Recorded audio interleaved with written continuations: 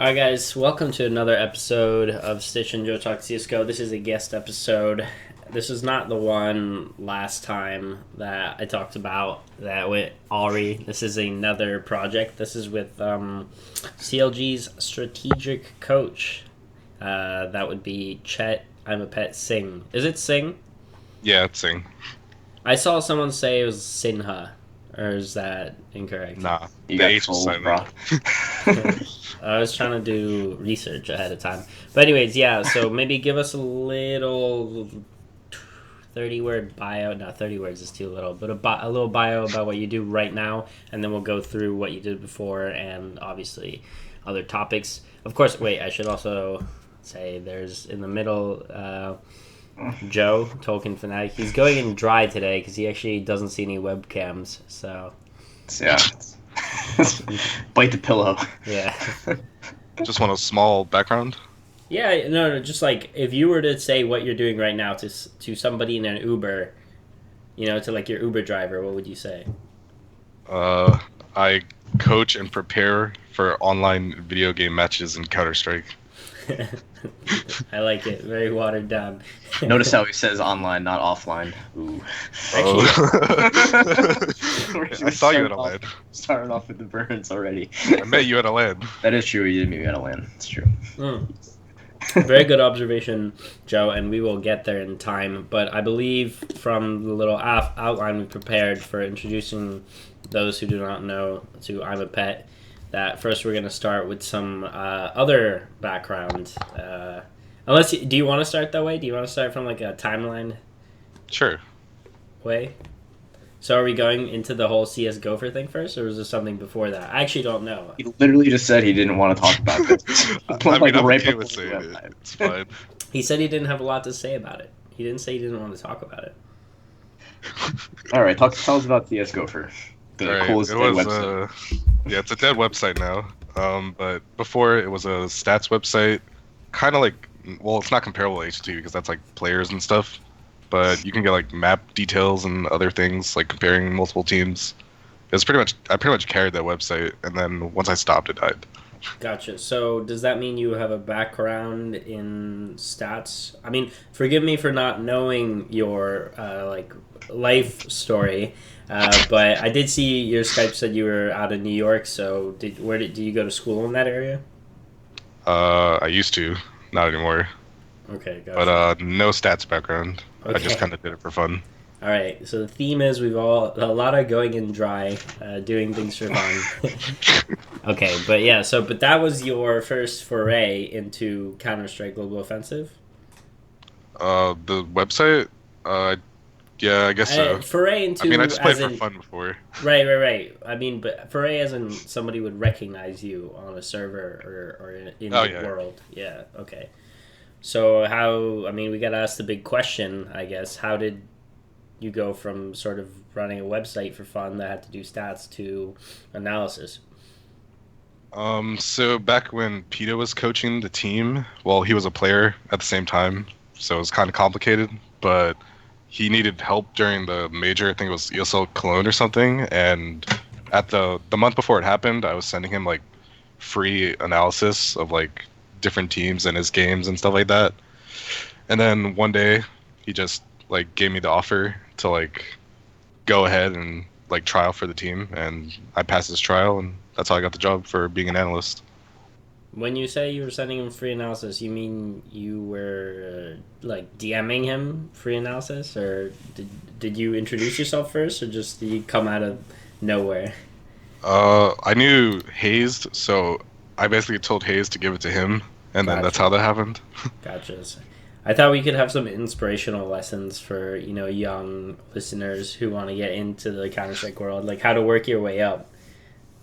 Well, I mean, that's it right there. Is you get a connection with one person, and then you leapfrog from person to person until you get something that's good. That's just networking. Right. Yeah. It works in like a weird kind of mutated, hyper-aggressive, cancerous version way though in esports, doesn't it? No, but I Yeah, almost don't mean it's definitely cancer. really annoying. Something like that. I don't even mean cancer in a negative way. I mean like something that has suddenly mutated and is working a lot differently. I mean, obviously aside from the analogy, what I meant was the fact that because a lot of these interactions happen online and there's less face-to-face, things go differently, I guess, when it comes to networking. But there's a lot of on-site networking. So when did you... Maybe that leads to an interesting question. When did you start seeing face-to-face, maybe CLG players or, people in the competitive scene? Maybe my first LAN, probably. I think it was like that? Northern Arena, Montreal. But no, and I think I was a coach by then or something like that. Okay, so I'm getting ahead of myself. Yeah. So I mean, so the timeline that you're describing, you were actually doing analysis work for CLG like before they formally announced you, right? Because you were officially announced as an analyst, part and parcel with Garrett, right, when he came on as coach. Yeah. And just to like lay the background for people who may not remember, you both like kind of signed on at a time when CLG was in like utter disrepair and turmoil, right? Because you had JDM just leaving to go to Liquid. You had Tarek basically putting himself on the bench. So you had a 3-man roster effectively, and pretty much so that was like the first task of Garrett. And I'm not sure if you were involved in the process at all, and hopefully you were, so you can speak to it. But his first task was finding 2 fucking players to put in a server with the other 3 guys that he had. So were you involved in that process at all? That eventually wound up bringing Subroza. The ever controversial Subroza and Nadi onto the team. Yeah, I was there for all the tryouts. I was there for maybe more than he was in those tryouts, but but yeah, I was there. I didn't make all the final decisions, but I guess if we were going to talk about like how we picked them up, we basically just gave them a bunch of scrims and let everyone scrim, and then we just like made a list, cut down the list. And then these names popped up, and Ethan was a pretty clear choice at the time because he was just doing really well in like his premier or main whatever team he was in at the time, and then in rank S he was just doing well too. So it's just out of all the options we had, he was the best one at the time. Yep. And he's proven to be pretty good. So yeah, pretty happy with that. And you guys kind of rescued him from that United team. So I mean, he owes you thanks, I would say. And yeah, I mean, sorry, go. Sorry, a thought struck me out of the blue though. But when did? See, I asked the more metaphysical questions, I guess. But what came? Like, when did your love of high level CS become more of a factor of what you were doing? Because I assume when you were doing the website, were you doing the website because you already loved high level CS, or more just to sort of? Okay, I got you. Because sometimes someone might start from a love of just pure stats, like that's coming from what I understand about sometimes like how people at HLTV do it, and then maybe the CS comes after. I don't know, it's like a chicken or the egg thing maybe. But okay, so you were always all along. That's kind of what you wanted to do. I watched DreamHack Winter 2013, and I thought it was really exciting. And like I watched other CS before that, but that was the one that got me hooked to like the game. Gotcha. Okay, and so I guess the only question I guess that I could think of between, moving to the full strategic coach role, actually I could think of 2, but moving from like the part-time analyst that Peter gave you role was how did you then sort of continue to consolidate your strength within the organization and prove your worth? To like when Garrett got removed and I was there. Yes, during that time frame. So at the time we needed someone to do all the coaching stuff because like scheduling and like preparing and stuff like that. And I was totally okay doing it. So CLG just let me do it. And then we were going to get relegated from EPL. Like we were in that spot. And then we started doing a lot better and we started improving. And then we ended up like, I don't know, like 7th or 8th or something like that. Yep. And then, yeah, so we saved ourselves from being relegated, and then CLG gave me another season to like, I guess, test myself. So we did ECS, and then during that ECS season, I think we ended up 5th place, and then that's when I pretty much like secured my role in the team as being a coach. Gotcha. By the way, you're out at the like campus, CLG campus now, right? Yeah. Okay, that's what I call it on our show. Actually, I've called it more I guess not edgy, but just colorful terms, right, Joe? Yeah, like Jonesville, basically. Yeah, yeah. That's I like it. So I have some questions still about like the Garrett era, just in general, like how that was like when you were still doing analysis work and like Oh, you want to know about how your scene? no, I mean not necessarily about you seen just about how like the whole thing worked kind of because like we described it was like a very influx period. So like how was that whole thing working for you? And also I'm not sure if you can share, but can you give us any of the other names that were kind of looked at to be brought onto that CLG team, or is that Um, I can go ahead and NDA say covered? some. No, I can Oh, say some. nice. Oh, nice. I think at the time we looked at, I think Akis was one of them at the Mm, time, and yep. then some other like close CLG friends like Little Man and stuff like that, Yep. and then maybe I think Sanks too, Yeah. and we ended up going with Yassine as our second. Uh, I didn't have any input in that, so I think that was just like the team. I was like not involved in that decision at Hmm. the time, but yeah, I think it worked out pretty well. Hmm. Who's the others? Like Hold Mouse One or Netcode Guide's original friend? There's Low Man, and there's another one that I'm thinking of. Lucky. Lucky. Okay. No, are you sure there's not a third one? Um, No, there's, no. prob- there's They, probably someone, but if Lucky they was hear it, like they part know. of that. Lucky was Blade? like part of that mouse pass team. Are you talking about Blade? Yeah, I think so. I think that's who I'm talking about. God damn Uh, it! I swear it's on the tip of my tongue. You might be right with Blade though. That Basically, the entire rosters of Rush and Muffin Lightning, RIP. R.I.P. There's some other names, but I can't remember. Yeah, and that used to be from what I remember hearing on. I think it was something Hayes did. That used to be like an old TeamSpeak or Mumble that they had, right? And all those people would hang out together before they were. Yeah, they still do. Oh, okay. Oh, fun fact, not related to you, Chet, but there's an old video where if you were following CS in early 2013, there's an old video where nothing he went and got like a surgery or something, and he's on pain medication or something, so he's kind of loopy while streaming. And he used to stream a lot back then, and he's talking about how shit the game is. He's playing Mirage underscore CE, like the classic edition, the one that looks like 1.6. And he's like, oh, look how fucking shit this game is. Like, I run up A, I get this, I get this, I get that. I'll link it. And the last person who actually kills him, I noticed this, I was watching it the other day, is actually JDM. But, like, way before. Way before he was He's anyone. just a random kid pugging in the pug. But, sorry, that just sprang to mind, thinking about, like, those guys back in the day. The JDM origin story. Yep, there you have it. His first frag. Yeah. Ever. Wait, so what happened? Okay. Disclaimer or disclosure, I don't remember. I have advanced amnesia from all the drugs I take, apparently, because I don't remember a lot of the CS news that happened a few months ago. But so I don't remember Garrett's departure that well. But how did that get precipitated, if you could say anything?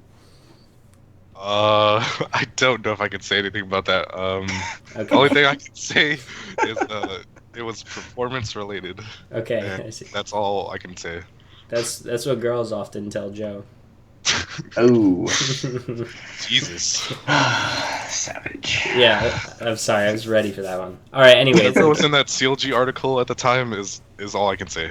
Okay, gotcha. We don't want to get we don't want this to be Chet's last act as a coach of CLG, so we'll let that one let that one go. Joe, we don't want the Jonesville, button to get We pressed. don't want so that we don't want the everybody Kool-Aid drink coming the out. Kool-Aid. Next thing you know, CLG. Get on the phone to Poland. Steph, you gotta drink the Kool-Aid right now. I don't think that's gonna happen. All right, so, anyways, I'm trying to get the frame of reference in my mind because I don't. Actually, wait, I could just bring it up. There we go. I know if I have Chrome on the other screen, I'll always start staring in the wrong direction, and it just looks pretty bad. But what? All right, Joe, you got to ask a question because I need to look at what I'm looking at to be able to ask this one.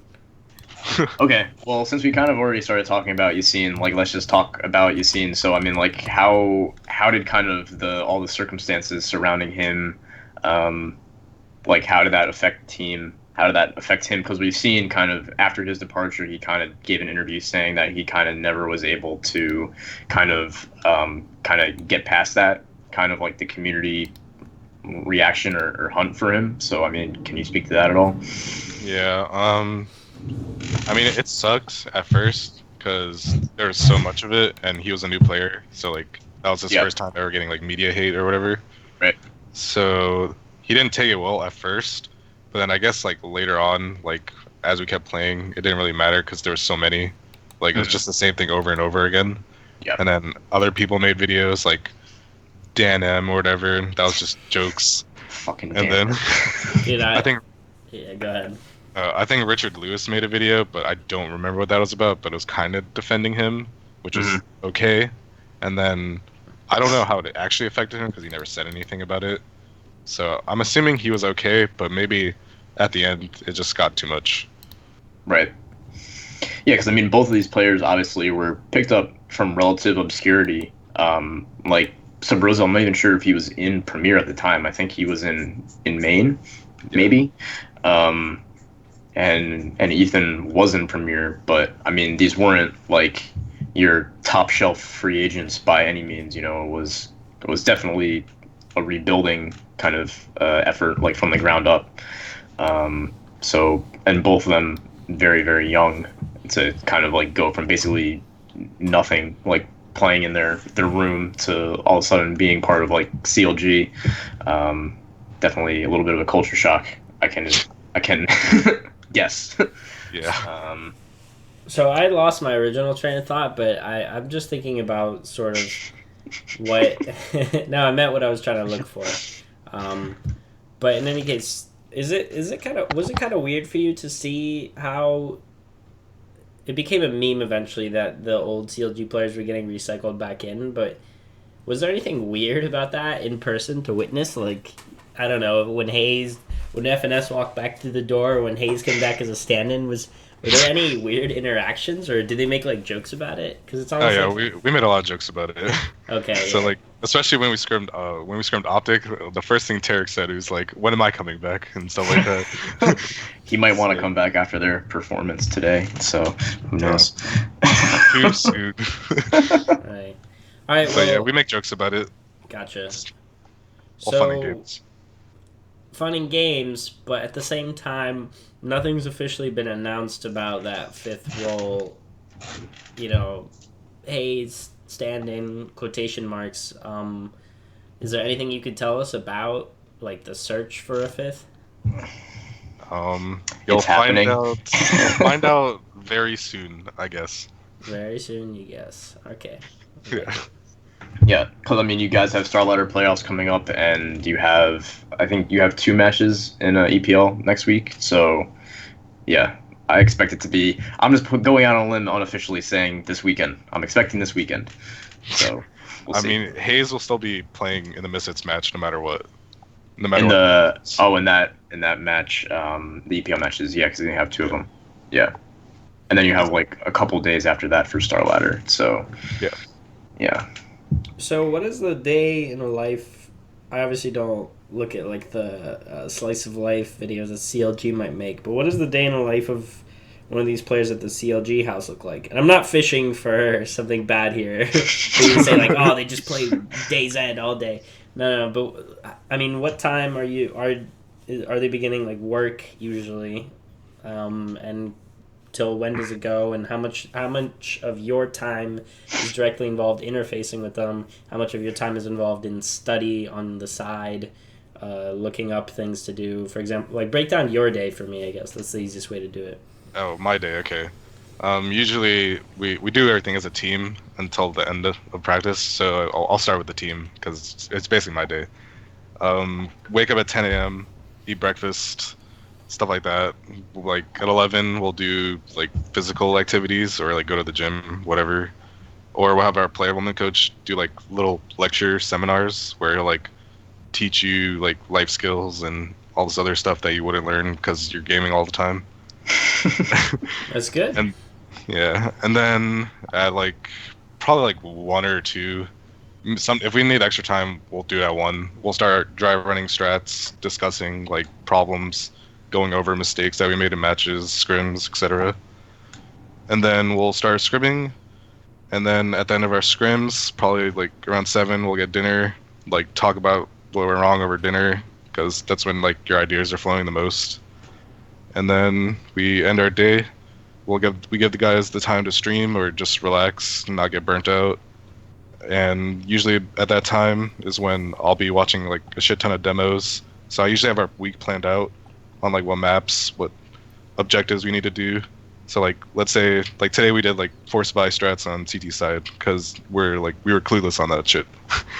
So when we went over it, I basically went through like a bunch of maps, me and Finesse especially, and then we just like brought all these ideas that we saw from like maybe FaZe, Astralis, some of our own, and that's pretty much what we do right now. And we do a little bit of scouting on the side if we have extra time. Gotcha. Would you say that burnout is a real issue for players who live in team house environments? Yeah, you need time to like get away from the game for sure. Because Gotcha. you're always living with people and you're like playing all the time. You just need a break. Yeah, and like from each other, I would also guess, like not just from the game, like from your teammates. I mean, Joe and I don't see each other in person ever, and we fucking hate each other. Why do we subject ourselves to this torture? Exactly. But how about the streaming side? I mean, is there? I guess contracts is like a gray area or slash not talk about thing. But if they were streaming too much, like till 5 a.m. every day, would you say something? Are they not allowed to? How does that work? There's usually like a time where you're supposed to be sleeping, so it's usually like 1 or 2 a.m. But if they really want to work on like rank S or whatever stuff like that, or watch demos, I won't stress it too much as long as it doesn't become a regular thing. Right. So if it becomes a regular thing, then it's bad. Right. So as long as they're not doing We're not pulling adapts, yeah. Yeah, optic, yeah, like fuck up neat lifestyle, like rank S till 7 a.m. every day, missing officials. Yeah, I would imagine that would be a problem. Wait a second. When are we gonna see what are the likeliest chances of seeing CLG offline in this current moment in time and space, not counting a LAN that's for $100 somewhere in California? The next Northern Arena. What the fuck? When is that? In 2020? EPL, I guess. EPL? I'm not sure. Okay. I mean, we're on a good start. Better start than other teams. So Gotcha. Listen, I expect EPL. Yeah, full disclaimer, I don't follow online EPL, so... There's also like that esports arena event going on, which is like, I assume kind of in your hood, because a bunch of your players are kind of regulars at some of the events happening there, so... Yeah, we'll do that. It won't be a serious thing, though. Yeah. Yeah. Gotcha. Or what... Oh, no. Haven't they filled out the invite list for that? The CS Summit thing? They announced the 5th team today, which was Gambit, so they have 3 slots left. But I don't know if all the invites are determined or not, so I have no idea. There was like mention when that was originally announced that there would be qualifiers of some sort, but there's been no further details on that. So I don't know if they're gonna like invite one more team and then have 2 qualifiers or what. Gotcha. But probably don't bank on it, considering it's in April already. I could see them inviting 2 more teams than having like just an America's qualifier to just have one more team get in. Chet, there's a chance, dude. Find out where you fill out a form. Oh, I will. Okay, Trust me. Gotcha. Dude, by the way, do people ever use that pool, like the CLG campus pool? We used it once. It's not a campus pool. It's our pool for CS:GO. No, I call it a campus pool because I call the place a campus because like there's multiple homes. It's like a campus. Isn't there? Actually, yeah, there is, but they're pretty spread apart now, I guess. Oh, with all the new ones. Oh, okay, gotcha. You gotta keep the alpha CS players away from the beta league players, you know? That's true. I would also want to stay away from the league players. All right, so I mean, Joe, do you have any other CLG specific questions? We can like transition to just talking NA shite. I guess do you have any crossover with the with CLG Red with the female team at all, or are you completely 100% dedicated to the male team? I only do stuff for the blue team. Okay. Yeah. That's cute. He calls it the blue team. Blue, please. Only people internally call it that. Code Yeah. blue, code blue. I mean, he said red, so I had to say blue. Are we gonna see a CLG green team anytime soon? You're fishing. You're fishing. What do you mean, dude? I have no idea what you're talking about. All right. Let's see. Has I'll leave it at a me. No, I'm just thinking. Like it's such a weird contrast having had Subroza and then Ethan. Like nobody remembers that Ethan's there. Poor Ethan. He's such a grinder and a consistent player. But we got to set up some sort of controversy for him. I was an Ethan fan gay from day one. Boys. I do remember that. You do mention him quite often. Needs more hype and needs more time to shine. By the way, who do you think is like playing like crazy on the team right now, or somebody that's being underrated? Someone who's underrated. Yeah. Chet's underrated, boys. That's why we're here. Mm-hmm. I guess Finesse. He's actually been he's been shooting those heads really well recently. Really? And then on top of IGLing, so I'm pretty happy with his performance. Gotcha. He's not like one of those IGLs that are just like bottom fragging all the time. Yeah, because he used to get a bad rep in old CLG towards the end and also TSM.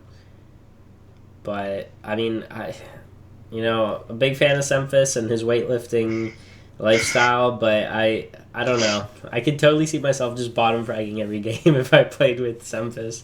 I don't know why. I just be like, I can't listen to these strats anymore. The force strats. It's like it's a pretty simple strat book, Yeah. Oh yeah, force every round. I remember playing against them. It was just force after force after force. Is that so? It's true. You're confirming. I mean, plenty of people have before, but you are also in agreement, I guess, as they say. Yeah. Okay, gotcha. I agree. By the way, when on the scrim scene, who kind of fucks shit up all the time in scrims, not in officials? What do you mean by fuck shit up all the time? time? Yeah, you mean like in a good way or a bad way? No, like to fuck shit up. It's like to destroy, to slay. I'm trying to use young bro speak that to identify with our young listeners. Okay. I guess in the scrim scene, honestly, we're kind of doing really well right now in the scrim scene. Compared to like other teams, I won't name names, but I guess I already have to. I guess if you look at Optic, they're kind of struggling, and it shows in practice too. SK, they dominate no matter what. And then Liquid does well. It's like back and forth. And then other teams, they're just like kind of there. Gotcha.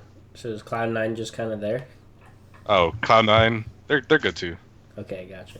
No, but yeah, the Rush had some tweet a few hours ago where he did talk about the serious issues with Peacemaker and Nico trying to fit them in to what happened with the like Stan, black hole. So yeah, I can totally imagine that they would be struggling in all cases. I mean, you've got a system and suddenly, I'm sure you can appreciate that word a lot, system. Because I think it's something that maybe outside observers don't understand very well, but people who structure teams definitely know what a system is and how one runs poorly and well. Yeah. Yeah. I mean, they do almost the exact same things they did with Stanislav, but it's just like the players don't fit, in my opinion. Gotcha. Yeah. Do you feel comfortable still, or at this point, like, would you be able to write like an advanced thesis on building teams in CS, or are you still learning quite a bit as you go? I mean, I guess I'm always learning, but I'm comfortable like writing on how to build a team. I think I have like a decent amount of experience under my belt now. Yeah, I mean, experience accumulates really fast in esports compared to other places because the baseline is pretty just wacky, I guess. All right, so we can move to just NA shenanigans. Joe, what do you want to talk about? What is some bullshit that we will not stand for, and that we will make Chet not stand for as well? Huh. Wow. I wasn't ready with something of that magnitude. Okay, maybe not like that. But I don't know, like between your busy schedule, do you have time to like kind of observe like kind of the lower tier of NA? Like, do you kind of observe that with bemused interest, or are you just so busy doing CLG things? Sometimes I try to watch like those Starlighter games or like ECS Development League. Mm-hmm. Those are interesting sometimes. Mm-hmm. Do you ever get involved in? Do you ever read like ESEA forums or pay attention to ESEA drama? Sometimes I know about the Bluminator thing. If that's what you're talking about. Oh my god, no! It can get so much worse. You gotta enter the substratum. Pedophiles is just scraping the top layer. There's oh my god! See, second time for you to name Joe. Help me out. Shanks, right? Shanks, yeah. Yeah, you get that kind of stuff all the time. Like, I don't know, just background. Well, anyways, all I'm saying is it's a mess down there, and sometimes it's kind of maybe fun to observe from the top and see who like emerges. It's like a pit of fighting. They're not vipers. What would we call them? What would we call ESEA Open players trying to get noticed? Like just retards. Fighting Whoa.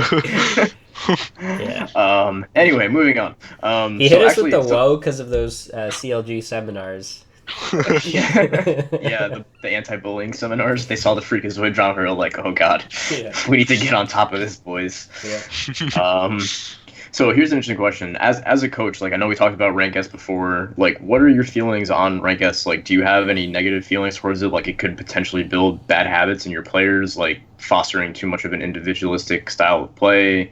Do you feel like there's a happy medium where like it's good for them to be practicing like just by themselves, or like, yeah, just in general? What are your feelings?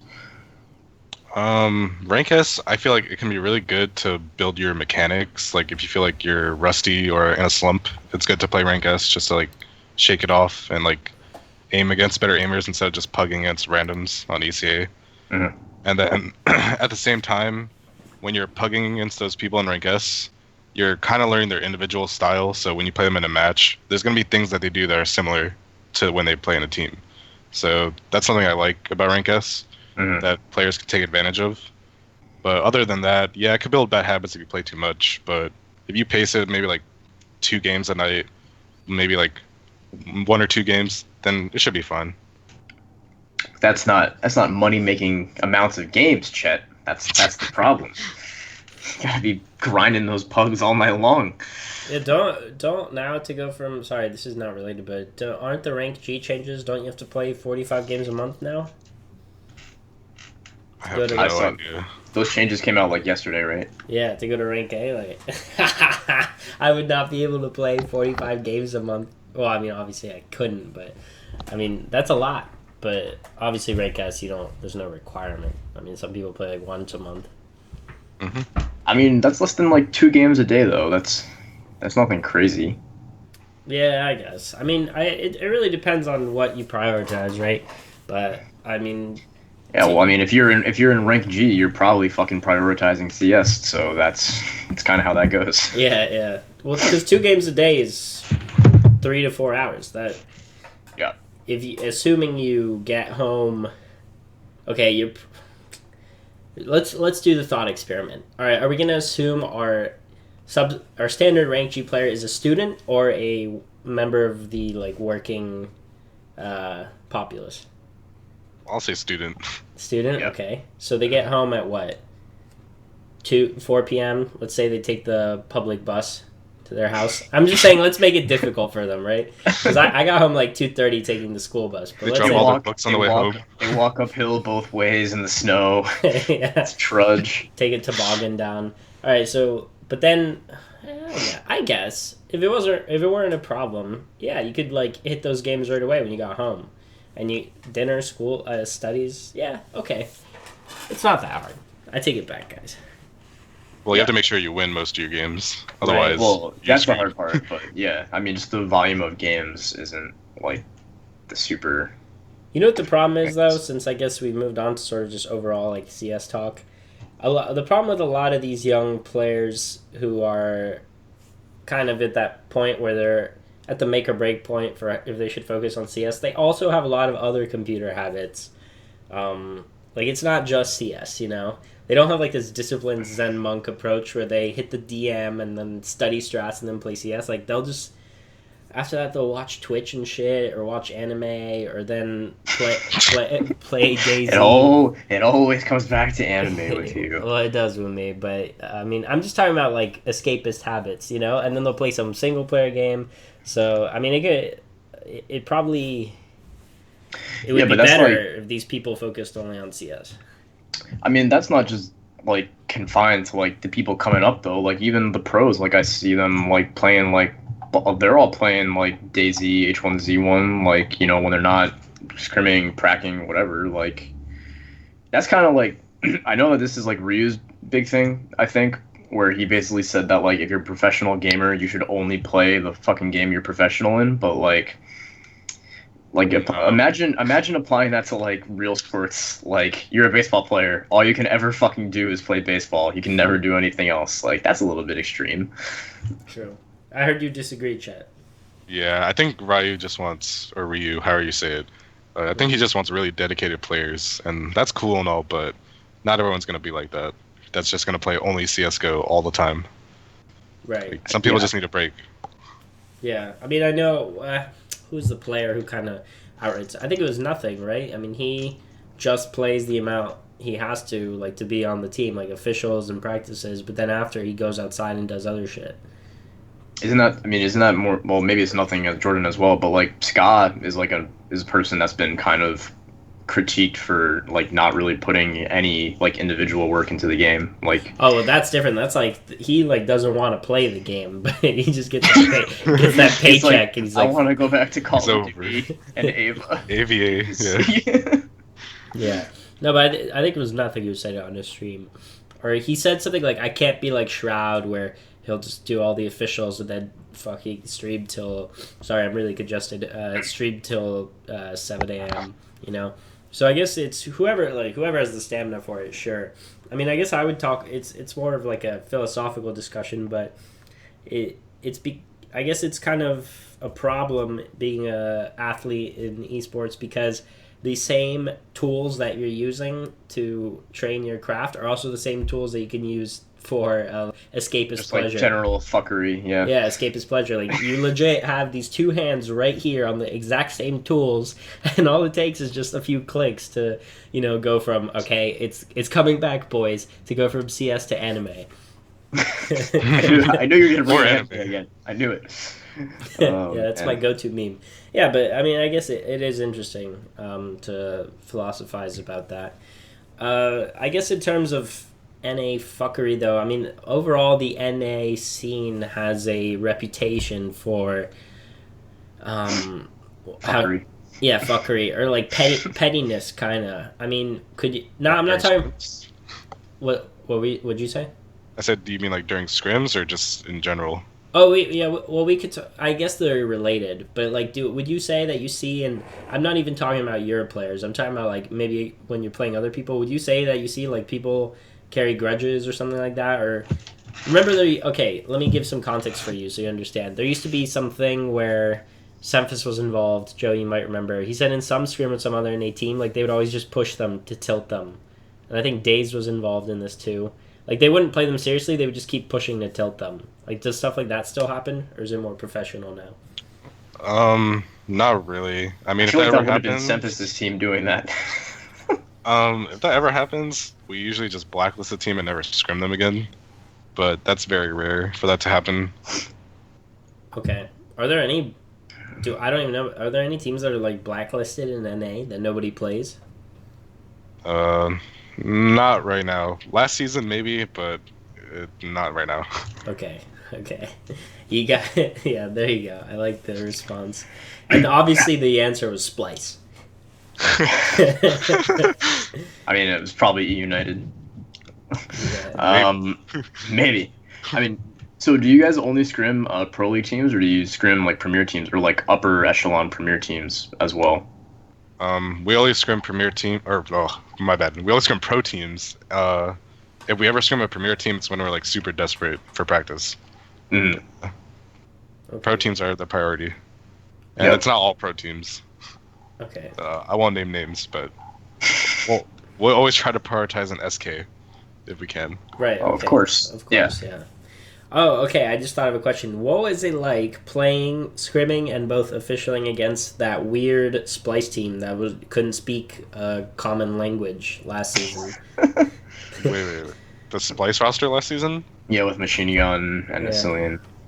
Oh, it was really weird because I guess like every round Davey would do some solo play on his own, or someone would do a solo play on their own, and then we just knew it was on the other side or something, just because that solo play.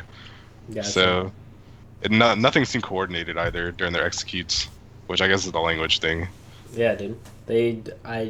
What were they using? Like signs? Machine Gun, go kill. Yeah.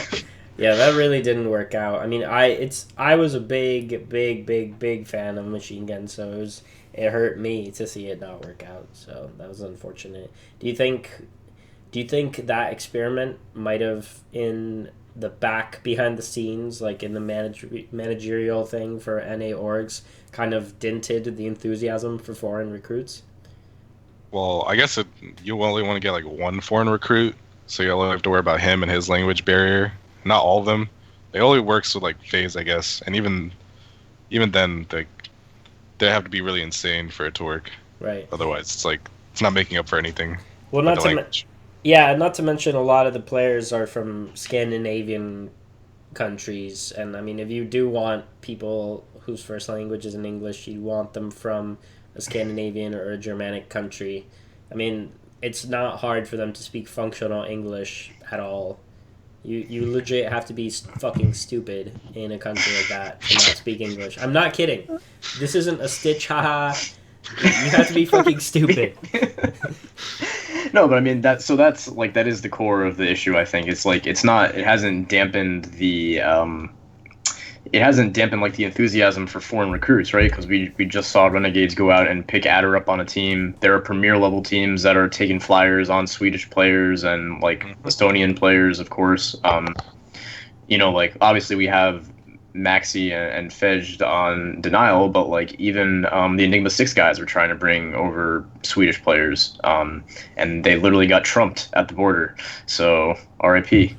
But yeah, I mean, like, I don't think you're going to see teams going to, like, Asia to pick up another team. Like, maybe Singapore. Like, those players all speak pretty functional English. But, like, I don't think you're going to see an NA team, like, fly fancy one over here and be, like, sit in a room for a week and learn fucking English and then let's get in the server. You know what I mean?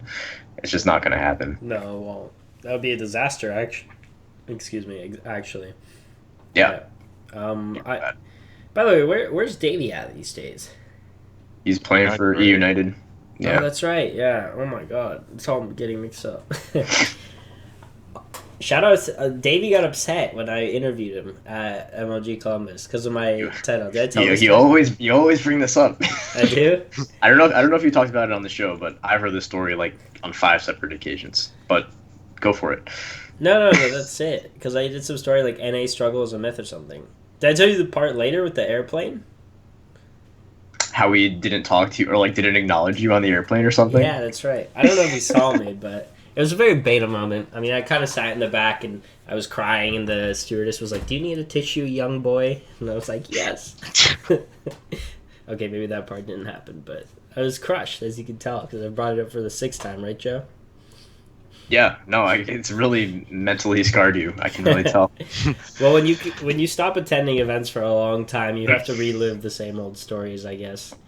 But speaking of events, though, we could kind of talk about what I guess, because that just came into my mind. That's how I work with questions. But do you like events? Because there are some people who don't like events. I'm Chet. Like, who would rather stay behind the scenes and theorize. Do you like that kind of in-your-face LAN environment, standing there, dealing with the pressure? Sure. I mean, we haven't attended that many, so Yeah, Yeah, then you but can I mean, talk you to still, two, right? but you Yeah. still can get a reading from that. I mean, surely you have more of an opinion about it than Shore. I mean, you get a lot of good experience going to lands. Like I learned a lot just being like my second land was the main qualifier for Yep. E-League, and I learned a lot just like how to use pauses better and stuff like that. Like you just learned a lot that you can't do online. So Gotcha. everyone should just like maximize the amount of events to go to, in my opinion. Obviously, there's like a point where it's too much, but then you should know by then when you're burnt out. Oh, by the way, since you were in the Turner Studios, were they? Did you find them to be cold? Um, on stage it was kind of cold, but they like did something where they rotated the fan or whatever. So one side had like 30 minutes of like cooling, and the other side had 30 minutes of cooling. So it wasn't that cold. Okay, yeah, that's like the one consistent thing that I hear, and also noticed myself that those studios are really cold, which is unfortunate. But I guess when you are legitimately pelted with jungle heat in the summer, as Atlanta is, it's important to keep the AC running year round. Speaking of the major qualifier, you guys were the first victims of Vegas Squadron, right? In that first Yeah, match. Yeah. yeah. So do you want to? Can you like take us through the major qualifiers in general, like game by game? I mean, I know it was a while ago at this point, but I'm sure you have some interesting insight. We played Vegas Squadron. I remember we prepared a lot for them actually. Like we didn't take them lightly. And Mur just had like, or Mir, I don't know how you pronounce it, MIR. He had like a Yeah. really like crazy game against us. He would just Yeah. go up cat and just shut us down every round. And Yeah, I remember talking to you and Yassine after that match, and Yassine was like, "Yeah, we like game planned for Chopper and like completely neutralized Chopper. Chopper wasn't a factor at all in that game." And then Mir kind of like took you guys by surprise and kind of just like screwed you guys up mid every round. yeah, and Bro. we tried to plan around that too. Like we had game plans, not as much as we do now, I guess. Like back then, our IGLing wasn't that strong, so Mhm. it was kind of hard. But um, we just kind of like messed up, I guess. That was like our own fault. Like we made ourselves lose. Mm-hmm. And then I guess our second game was versus Renegades, and Right. we were down like 15-6, and we called a pause, and we called to double up because we knew how they played in practice. It's like really disrespectful. They're gonna just rush at you and stuff like that. Mm-hmm. So once we knew they would just go straight in our like ops crosshairs, and that's exactly what happened. And we made like the full comeback. Right. And then I don't remember who our third game was against. I think it was Dignitas. Yep. At the time, we were pretty confident in facing them because we played them in practice a little bit while they were at other European events, and it went pretty well. Mhm. Not to say like scrim results or everything, but some of them were kind of like okay and convincing. And they just completely neutralized Kusta at the time. So like wherever Kusta was, they would not go. So it was really hard for us to utilize our opper, who we like built a lot around at the Right. time. And then our last game was versus Cloud9, and our money was just destroyed that game. So we really couldn't do anything. Yeah. It's an authoritative 16-8 loss. Yeah. I mean, how do you feel like at an event like that, like playing a domestic team versus a not domestic team? Like, do you feel like the domestic matches are harder in a way because you have more experience, or like would you rather play them because better the devil you know than the one that you don't, or like what's your gut feeling on that? I would rather play the team that I know because I've studied them a lot more. We played them a lot more, so we know like their tendencies and just general stuff like that. Like I will know where Shroud is on Overpass all the time, and I'll know how to counter him. But then it's like a different experience on land. That's Right. something the team has to get used to. Yep. Is there any other? Oh, sorry. Go ahead, Joe. No, wasn't important. Okay. Is there any other role in the CS ecosystem that you could see yourself doing? For example, like a general manager for an org, or like are there other things that interest you? You know what I mean? I think I'd rather just stick to coaching. General manager is like a really stressful job where you have to actually do everything like for everyone in the org. Yeah. Where like Yeah. you're just a coach, you know, you're just focusing on your team, and your team's your only responsibility, and you are like the main factor in like what you do in a match and stuff like that. Yeah, I mean, being a general manager, you have to be like on the phone all the time, hooking up hotels, flights, etc. I mean, I got it. Yeah. Fuck, I got an offer to be a manager for an NA team last year, but yeah, I chose not to take it. I wonder how that would have turned out. I don't know. With me, probably weird. Dude, do you want to talk about what team that was, or Yeah, you want to reveal that? It was TSM. you could be in Miami right now with the Misfits boys. Oh, is that what it was? That could have happened. That could have happened. Missed out. Living the CS life, like just Hanging with watching your best buddy Sean Gares, who you love so much. Well, apparently you say he's a low key fan. I don't know if that's true, but yeah. We need more low key fans. Hanging with my best buddy Shazam, though, the only other CS person from Maryland that I can think of. Or no, sorry, Josh Ortiz from Maryland, and I guess Caleb, but Caleb doesn't really play anymore. And Boxer, but he's not like a CS player. But one of the Boxer guys, Taylor, yeah. Taylor, yeah. Shout out to Maryland. Yeah, shout out to Maryland, I guess. I think that's it for me. You got anything else, Joe?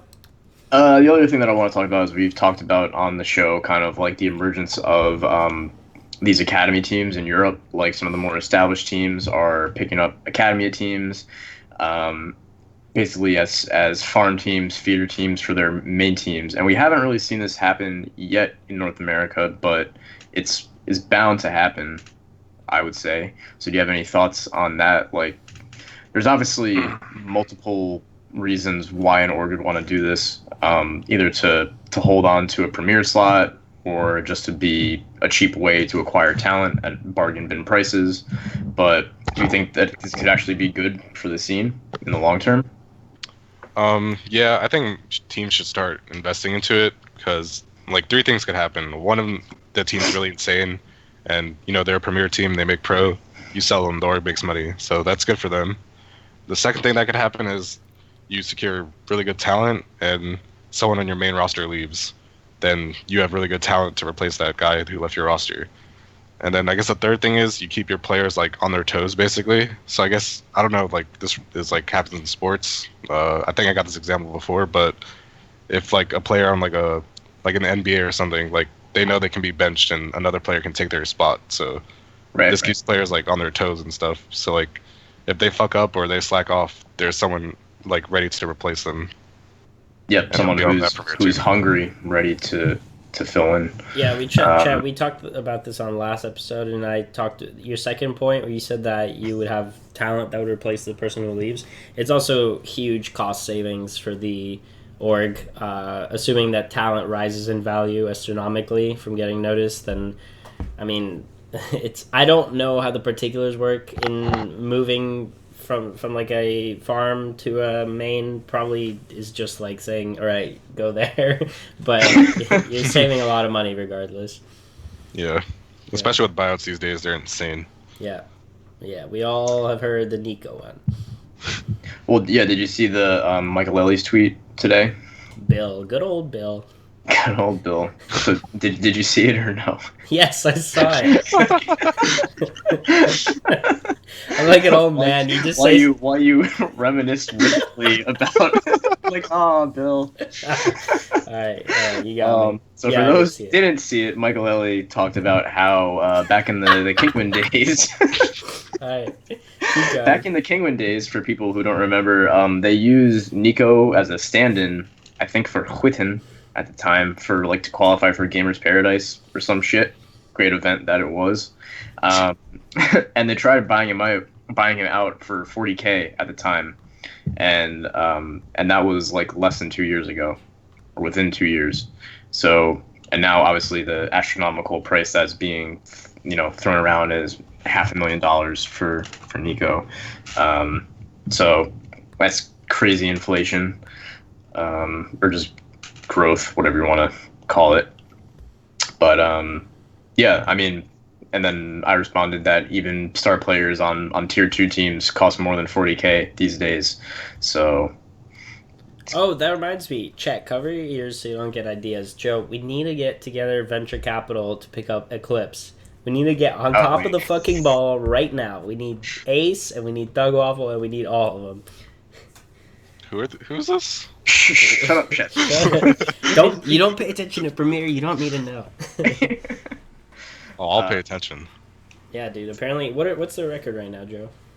I think they're like 6-1, 7-1. They lost to E United. That was when we were recording the last show, Right. and they might have played like one match since then. But They're 9-1. there you go. Oh my god, dude. So- Only this past summer, I was sitting across from Thug Waffle in some rank Virginia warehouse. That was your opportunity. That was our chance. That was Get my into chance the, to buy him out for $100. and a GTX like 980, you would have been like, oh my god, yes. Well, the Toy DM'd me yesterday, and he said that he thinks that our show is cute. So I think that we could get Rush to change their tag from BBC to S&J, and then we're in business. We're in the Pro League business. Oh, he said it's cute.